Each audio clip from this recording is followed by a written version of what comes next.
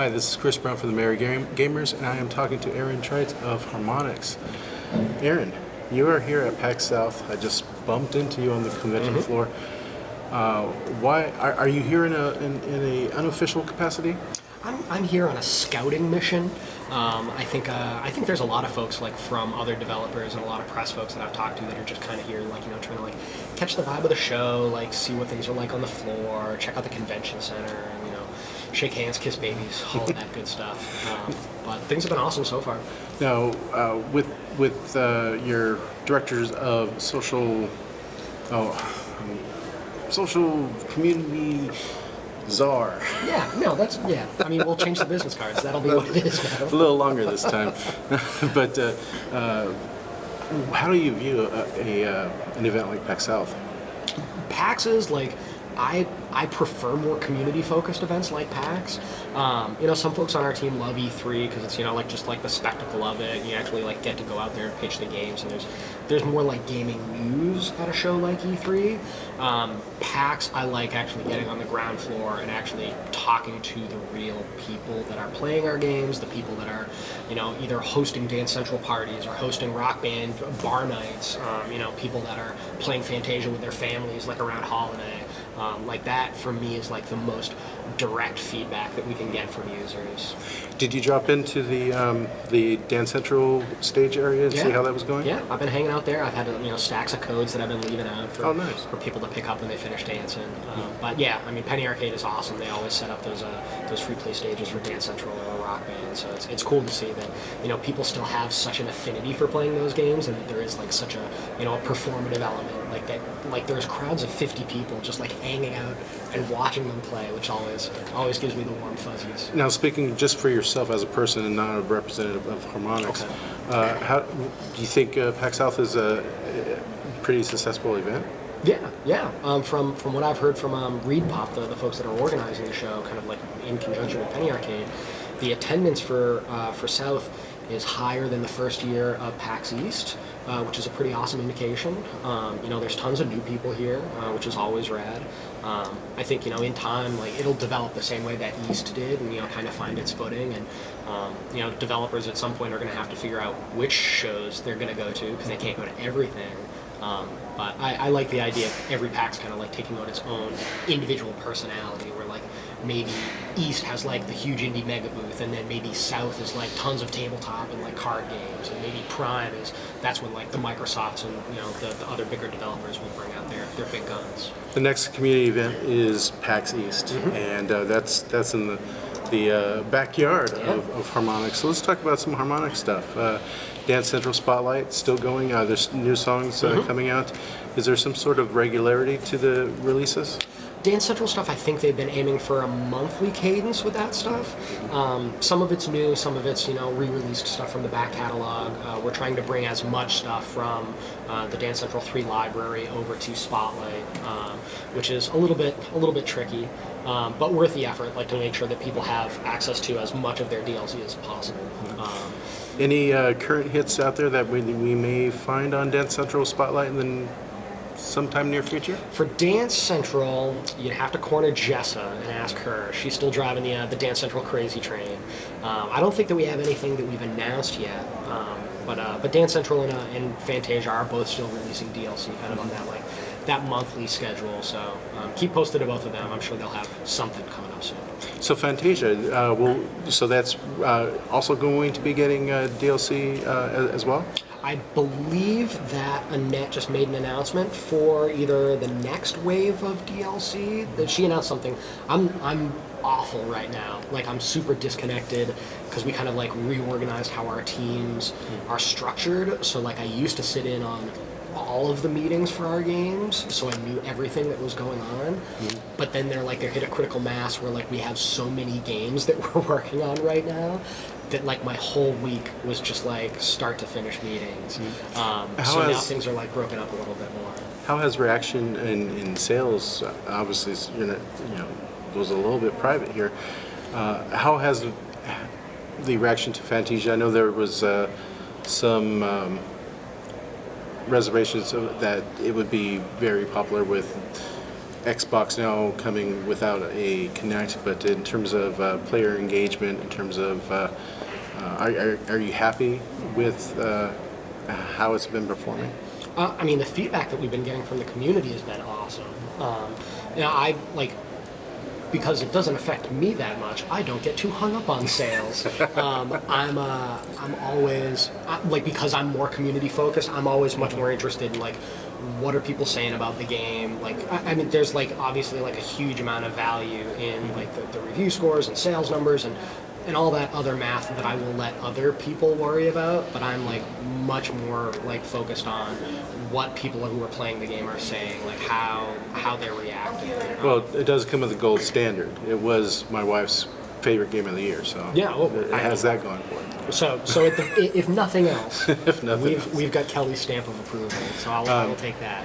So a couple weeks ago, a very strange thing happened. We got an announcement that there was 3 new tracks for Rock Band after 2 years. After 2 years, that's a long time in between. That is a long announcements. time. What does that bode for the Rock Band library for Xbox 360 and PS3? Yeah, for Xbox 360 and PS3, new songs for the first time in, if not 24 months, like close to it. It was very weird to have stuff to talk about again, because like I'm running the Rock Band Twitter and Facebook, and I'm on the forums every day, and like for the last 2 years we've had nothing to talk about, and then in the span of a week, like had that DLC announcement, and then released like that survey. Kind of like polling the community on like what the temperature is for interest in a new Rock Band right now. So we've gone from 0 to 60 very, very quickly, and the response has been like absolutely overwhelming. Like, the feedback that we've gotten has been tremendous. Will we see more DLC? We haven't announced anything yet, but we have a few tricks up our sleeves. Good to know. Good to know. So the survey, it got a lot of buzz going, and since you're engaged in that fashion, you would know the clamoring and the speculation about a Rock Band for new consoles. You probably have heard it over and over again every time someone stopped you. Every day. But we serve the nature of the beast, so I got to ask for our viewers. Is there a that type of survey?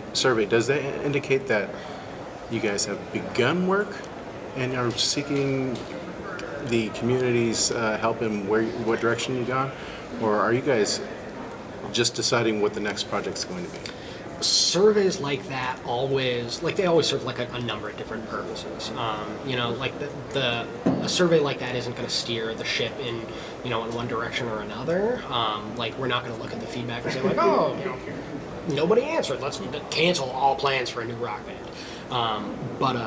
But it definitely helps us gauge interest in like specific areas, and like helps us kind of identify like, all right, well, here's how many people still have working instruments, here's how many people have bought new consoles, here's how many people are still buying DLC and still playing.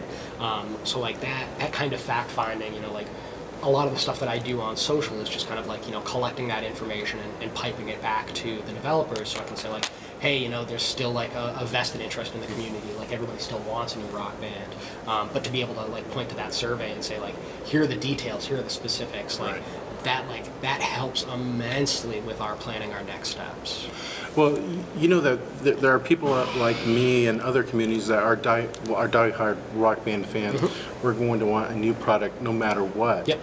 But in terms of the naysayers out there, the people that said, well, that sort of has passed us by, that is dead, stick a nail in the coffin, and then the survey comes out. How has that for those communities? Is there now a resurgence? Are you hearing that it's not just us, for lack of a better word, groupies, but your general public are now going, yeah. Oh yeah. There's something? Yeah. Oh yeah, no, definitely. The the news cycle, like as it kind of spun up once the survey went out, like we knew that it was going to generate, you know, a lot of interest, like just the kind of speculation that you're talking about, like are we making it, are we going to make it, what's happening, when's it going to happen, like we fully expected that, you know, from the Rock Band aids and from NeoGAF and Reddit, like the kind of like the more like fan focused communities, and then it kind of like from there we start seeing articles on Giant Bomb and start seeing it on Kotaku and Joystick, and then by the end of the day we started seeing stories on like Entertainment Weekly and on Forbes, and it's like, all right, this is like a much bigger thing than just, you know, the way you kind of position it. Like it's not just groupies, it's not just Rock Band diehards. Like that's like a really good indication that there is still a huge amount of interest in, you know, in the world at large, like gaming culture. You know, even if it is people who just want to see like, can music games happen again? Can that be a thing again? Now, has the teams looked at how consumers are currently consuming music, like through streaming sites like Pandora and whatnot, as an indication of what possibilities might exist? I know licensing is always a pain to deal with, but something of that model. Yeah, I mean, we're always plugged into, you know, like different trends in the music industry, and we're still like, even when we weren't releasing new Rock Band DLC over the last 2 years, like we were still meeting with labels and bands on a regular basis, you know, like just maintaining those relationships and making sure that, you know, you keep the skids greased, you know, for whether it's, you know, future games, because, you know, we still have DLC for Dance Central, we still have DLC for Fantasia, so, you know, it's always great to keep those channels open, and kind of, you know, in developing our other games, like Record Run was a good example of like a mobile title that kind of like used your music library in a different way than, you know, a strictly based like downloadable purchase plan. So we were always looking at, you know, like different options for like how can we use your existing music library, what can we do with streaming, you know, what can we do with DLC, like, you know that we've been pioneers in kind of like pushing the boundaries of what DLC can do on consoles. So I mean, we're always looking at what's going on out there and kind of like keeping tabs on the music industry at large. So the Rock Band Network, where musicians can create their own songs, that sort of closed down. Yeah. Any chance that may someday those engines may fire up? I wouldn't want to say no for sure. It's unlikely anytime soon. A lot of the way the Rock Band Network was built was dependent on Xbox 360 having, you know, like a solid XNA infrastructure in place, which is why releases kind of wound down earlier on the Wii and PS3, because there was no UGC component on those consoles the same way there was on the Xbox 360. So when authors made the stuff on the Xbox 360, we had to port it over manually to those other consoles. Like building those tool sets for the Xbox 360 was like a huge part of it, and we couldn't have done it without Microsoft. So I don't know if anything like that's going to spin up again for new consoles. So Harmonix is still engaged with its fans on its forums and trying to get them to still play your fabulous games. Is Rock Band World is Rock Band World still going? Are you still creating challenges for players to go out and continue to play? Here's a lousy community manager answer. I don't know. Rock Band, especially at that time, like that kind of like the RB3 Blitz era, like the games were too big. Like we made way too much stuff in all of those games, and we kind of, you know, like spread our reach like much farther than we probably should have. You know, trying to be all things to all people, and trying to be like, there's like 3 different games baked into Rock Band 3 basically. So the Rock Band World stuff, like we kept that going strong for a while, and I want to say that like Rock Band World is no longer live. I know that we haven't been updating it with new challenges in months, but I don't know if it still exists as like, you know, a venue for like Blitz users to challenge each other.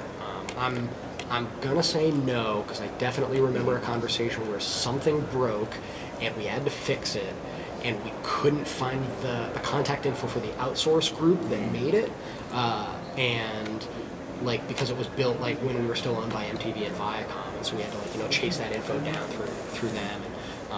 And it turned out that outsourced group no longer exists. So we were like, oh, okay, well maybe this is as good a time as any to kind of put that to bed. As we wind down, this has also been a rediscovery of Rock Band for your teams as well. You know, you guys do the live streams on Twitch. Yep. What's the channel? It is twitch.tv/Harmonix Music.